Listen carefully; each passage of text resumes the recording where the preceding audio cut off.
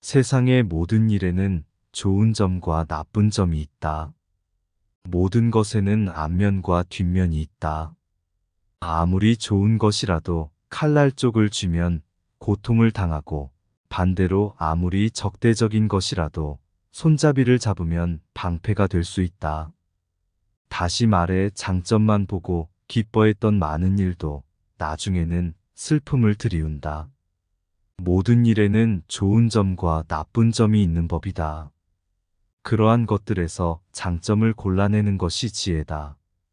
수많은 불빛이 켜져 있는 것을 보는 사람이 있는가 하면 수많은 불빛이 꺼져 있는 것을 보는 사람이 있는 것도 바로 이 때문이다. 그러니 가장 환한 불빛만을 바라보고 좋은 것을 나쁜 것과 혼동하지 마라. 어떤 이들은 모든 일에 만족하고 어떤 이들은 모든 일에 슬퍼하는 것도 바로 이것에서 연유한다. 이러한 관찰법은 혐오를 막을 수 있는 위대한 보호막이며 모든 시대와 모든 상황에 유용한 중요한 삶의 규칙이다. 살아가는 동안 단 하루도 태만히 보내지 마라. 운명은 우리에게 즐기듯 장난친다. 그리고 알아채지 못하는 사이에 우연으로 가장한 큰일을 일으킨다. 그러므로 언제나 머리와 지혜, 용기, 아름다움으로 대비하도록 하라. 아무런 걱정 없이 신뢰로 가득했던 날이 갑자기 우리의 명망이 곤두박질 치는 날이 될 수도 있기 때문이다.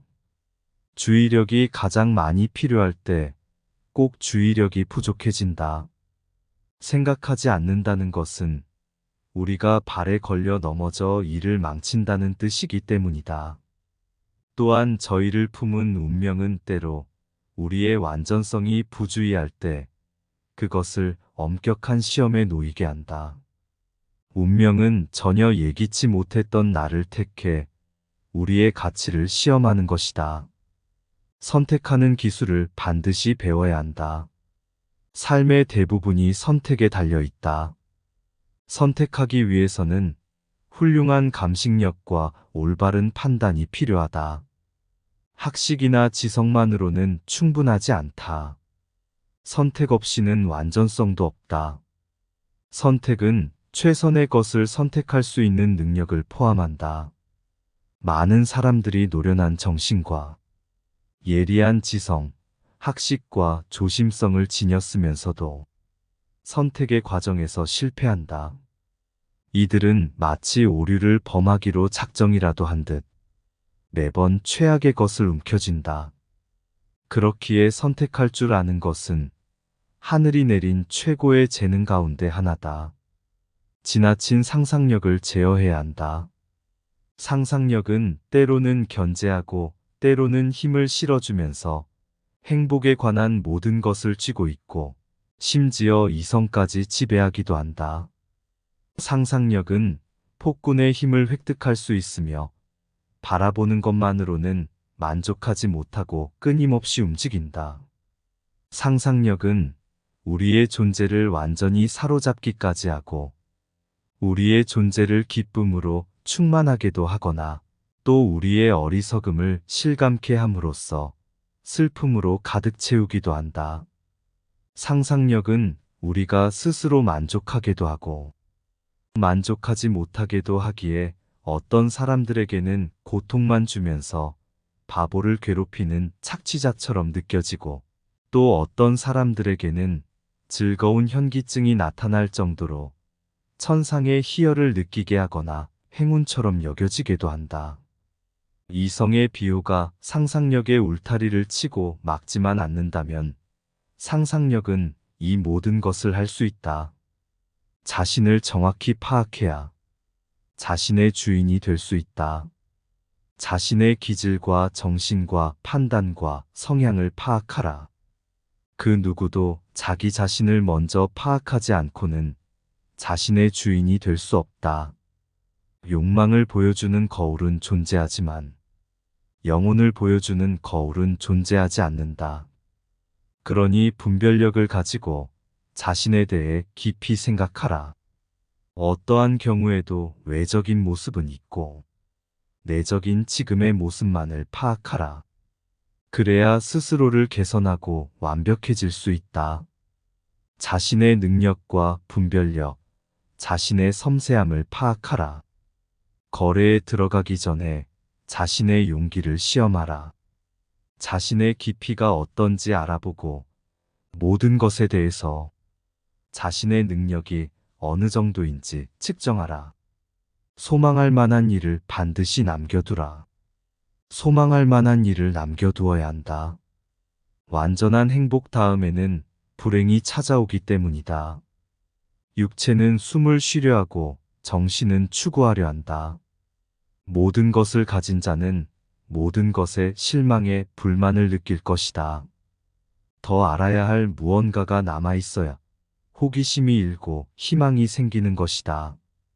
칭찬할 때에도 절대로 온전히 만족시키지 않는 것이 재치 있는 태도다. 더 이상 아무것도 바랄 것이 없다면 모든 것이 두려워진다. 이 얼마나 불행한 행복인가. 두려움은 소망이 멈추는 곳에서 시작된다. 한 번뿐인 인생은 즐거운 여행이어야 한다. 쉼없는 인생은 주막에도 들르지 않는 긴 여행만큼 피곤하다. 다양한 지식은 삶을 즐겁게 만든다. 멋진 인생의 첫 여행은 죽은 자들과의 대화로 시작하라. 우리는 우리 자신을 그리고 많은 것들을 알기 위해서 산다. 그럴 때 진실된 책이 우리를 사람답게 만들 것이다. 두 번째 여행은 산 사람들과 보내면서 이 세상의 모든 좋은 것들을 보고 깨달아라. 한 나라에서 모든 것을 찾을 수는 없는 법이다. 이 세상을 만든 조물주도 자신의 재능을 나누어 썼고, 때로는 풍요로운 것에 취한 것을 곁들여 놓았다. 세 번째 여행은 온전히 자기 자신과 보내라. 마지막 여행은 철학하며 사는 것이다. 어떤 경우라도 끝을 생각하라. 환호의 현관을 지나 행복의 집 안으로 들어서면 비탄의 문을 지나 다시 밖으로 나오게 될 것이다. 그 반대의 경우도 마찬가지다. 그러므로 우리는 끝을 미리 고려해야 할 것이며 등장할 때의 갈채보다 행복한 퇴장을 더 염두에 두어야 한다. 기쁘기 시작했다가 매우 비극적인 결말을 체험하는 것은 불행한 자들의 일상적인 숙명이다. 등장할 때 범속한 박수 소리는 중요한 것이 아니다. 그것은 누구에게라도 있을 수 있는 일이다. 중요한 것은 물러날 때 표출되는 대중의 감정이다. 왜냐하면 누군가의 소망의 대상이 된다는 것은 드문 일이며 나가는 문지방까지 행운이 동반되는 사람은 소수에 불과하기 때문이다. 등장하는 사람은 정중한 대접을 받으나 퇴장하는 사람은 경멸받기 쉽다. 아픈 내 손가락을 남들에게 보이지 마라. 아픈 손가락을 남들에게 보이면 모두가 그곳을 찌를 것이다. 그 손가락이 아프다고 하소연하지 마라. 아기를 품은 자는 언제나 약한 곳을 건드리기 때문이다. 당신의 노여움은 적의 즐거움을 더해줄 뿐 도움이 되지는 않는다. 나쁜 의도를 품은 자는 드러날 수도 있는 결함을 찾아 늘 주위를 맴돈다. 채찍으로 때리면서 민감한 부위가 어딘지 확인하며 상처가 발견될 때까지 수천 번을 시도한다. 신중한 자는 절대로 자신의 상처를 보이지 않으며 개인적인 불행 혹은 타고난 불행을 절대로 발설하지 않는다. 운명조차도 때로는 우리의 가장 아픈 상처를 건드릴 때 즐거움을 느낀다. 운명의 매질은 언제나 상처를 노린다. 그러니 아픔은 끝나고 즐거움은 계속되도록 아픈 것도 즐거운 것도 드러내지 마라. 일반인들의 어리석음을 멀리하는 것이 특별한 지혜다. 어리석음은 일반에 널리 통용되기에 힘을 갖는다. 많은 이들은 한 개인의 어리석음을 압도할 수는 있어도 일반의 어리석음을 피할 수는 없다. 일반인들의 생각은 편견으로 가득 차 있다. 그들은 자신의 운명이 최고의 것이어도 만족하지 못하고 자신의 분별력이 최악의 것이어도 만족스러워한다. 더욱이 모두가 자신의 행복에 만족하지 못하고 다른 이의 행복을 시기하고 있다. 그래서 오늘날의 사람들은 어제의 것을 칭찬하고 이곳의 사람들은 저곳의 일을 부러워한다. 지나간 모든 것이 더 좋아 보이고 멀리 있는 모든 것이 더 높이 평가되는 것이다. 매사에 기뻐 웃는 자는 매사에 슬퍼하는 자만큼 대단한 바보다. 비천한 인간들은 어디에나 있음을 알라. 아름다운 코린트에도 훌륭한 가문에도 심지어 자신의 집에서도 비천한 인간들은 있다. 누구나가 그런 인물을 만날 수 있다. 그리고 더 질 나쁜 최악의 천한 인간들도 존재한다.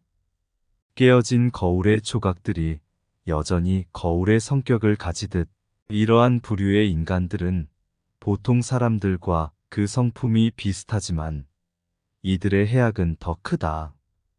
그들은 어리석게 말하면서 사람들을 비난한다.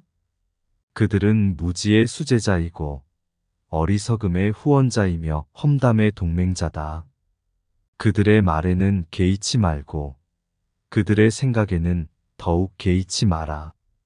그들을 피하려면 그들을 아는 것이 중요하다.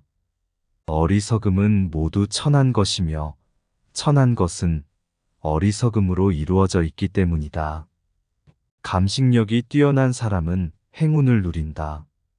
꿀벌은 꿀을 얻기 위해 곧장 단 것으로 향하고 뱀은 독을 만들기 위해 바로 쓴 것을 찾는다.